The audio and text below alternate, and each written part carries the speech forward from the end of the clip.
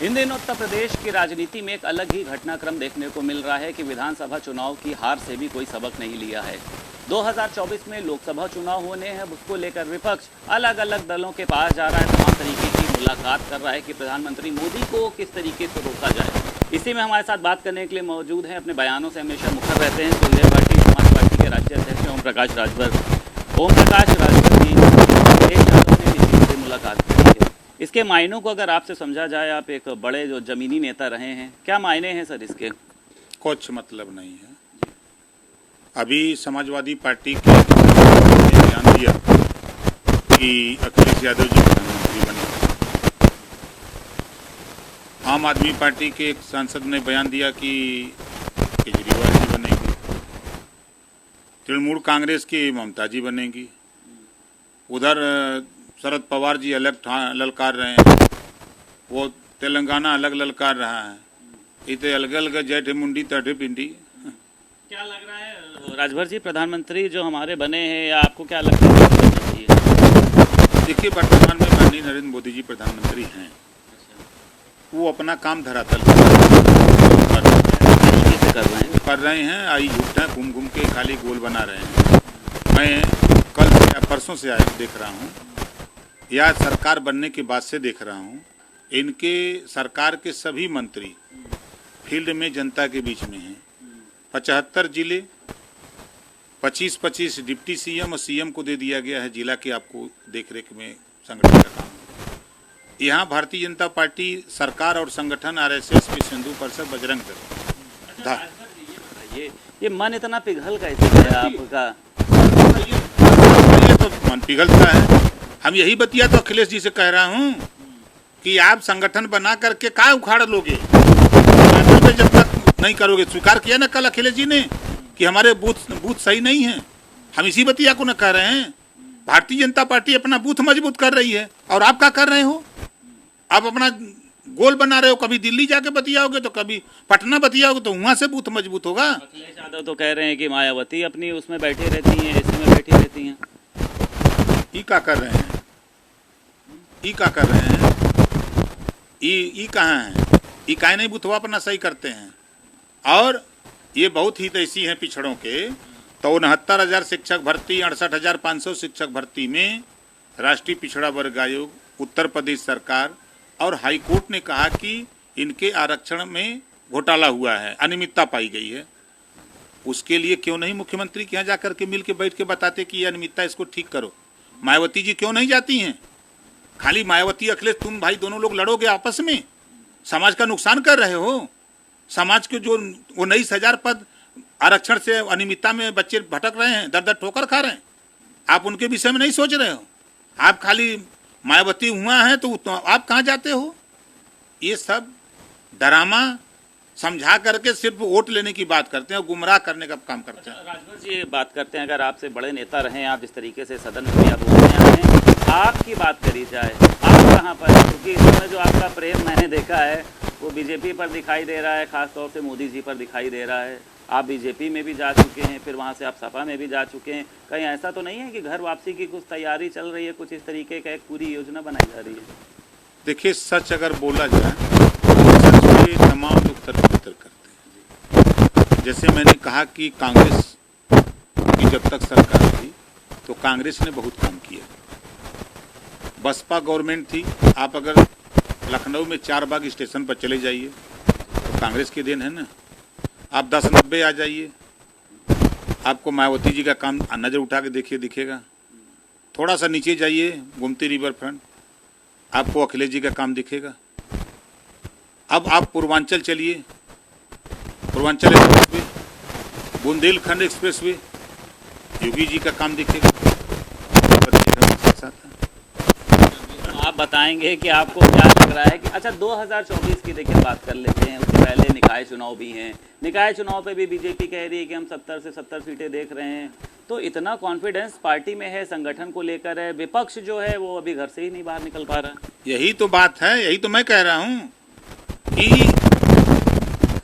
Suhel Dev Bharatiya Samaj party 25 crore आबादी में जो जातियां रहती हैं उन जातियों के बीच में हम काम कर रहे हैं और 25 तारीख से 26 तारीख से 26 सितंबर से हम सावधान यात्रा निकाल रहे हैं। उनको समझा रहे हैं कि देखो, चाहे सपा हो, चाहे बसपा हो, चाहे कांग्रेस हो, चाहे कोई पार्टी हो, जब ये सत्ता में रहते हैं तब ये जातिवार जनगणना की बात नहीं करते, ये घरेलू बिजली का बिल माफ करने की बात नहीं करते, ये सरकारी स्कूल में शिक्षा में सुधार की बात नहीं करते, ये रोजगार परक शिक्षा की बात नहीं करते। जब ईजियों सत्ता से बाहर होते हैं तब इस यहाँ नाई, गोंड, पाल, प्रजापति, कुमार, राजभर, चौहान, बिंद, केवट, मला, आरा, कर्कवंशी, बंजारा, बहेलिया, खंगार इनको दिखाई देने लगता है। अच्छा, ओबीसी जातियों को भी लेकर लगता है आपको इन्होंने खाली एक लाभ उठाने की कोशिश करी, जिस तरीके से मुलायम सिंह यादव ने अपनी सरकार में कहा जाए और अखिलेश यादव ने एक अधिसूचना अपना जारी करी थी, लेकिन बताया जाता है कि राज्य सरकार के पास ये अधिकारी नहीं है, तो मतलब क्या एक तरीके से वो बनाया गया उन लोगों को एक राजनीतिक स्वार्थ के लिए? देखिए, राजनीतिक स्वार्थ के लिए ही ये घोषणाएं होती हैं। समाजवादी पार्टी और बसपा ने किया अपने अपने कार्यकाल में यूपी में, तो दिल्ली में भी तो इन्होंने समर्थन दिया था कांग्रेस को, इनके भी सांसद दिल्ली में समर्थन से सरकार, उस समय माननीय मुलायम सिंह जी रक्षा मंत्री बने थे, तो वहां इन्होंने कैबिनेट से क्यों नहीं पास करा करके लोकसभा और राज्यसभा से आरजीआई को भेजवा दिया। ये बसपा ने भी समर्थन किया था, तो वहां लोकसभा और राज्यसभा से पास करा के आरजीआई के क्यों नहीं भेजवा दिया। ये सिर्फ लालीपाप था। आज बीजेपी ने इसको पास किया जैसा कह रहे हैं, तो दिल्ली से पास क्यों नहीं करा दिए, आरजीआई के लोकसभा राज्यसभा से पास करा क्यों नहीं कर देते। अखिलेश यादव तो उनको केशव प्रसाद मौर्य को मुख्यमंत्री बनाए दे रहे हैं, वो तो कह रहे हैं कि आप 100 विधायक हमारे पास ले आइए और हम आपको मुख्यमंत्री बना देंगे।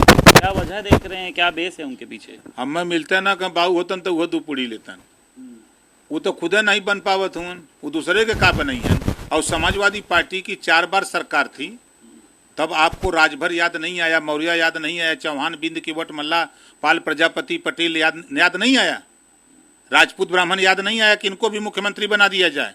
4 बार में यादव ही बना है ना। आज किस मुंह से कह रहे हैं? जब उनको चार्ज मिला, सरकार आई, तो उसी समय कहना चाहिए था कि नहीं भाई अब मौर्य बनेगा, यादव बन चुका है, ये कहना चाहिए। इसी नाते ओम प्रकाश राजभर ने कहा कि एक साल का मुख्यमंत्री बनाओ, 1 साल में 4 डिप्टी सीएम, 5 मुख्यमंत्री, 5 डिप्टी सीएम, 5 साल में 5 सीएम और 20 डिप्टी सीएम बनाओ 20 जाति को।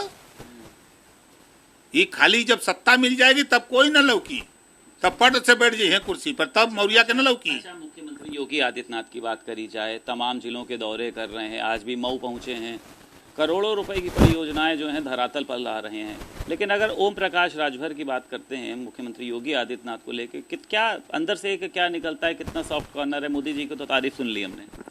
नहीं, देखिए, मेहनत में चाहे अखिलेश जी हों चाहे मायावती जी हों, इनसे लाख गुना वो आदमी मेहनत कर रहा है, उसको कोई नहीं नकार सकता।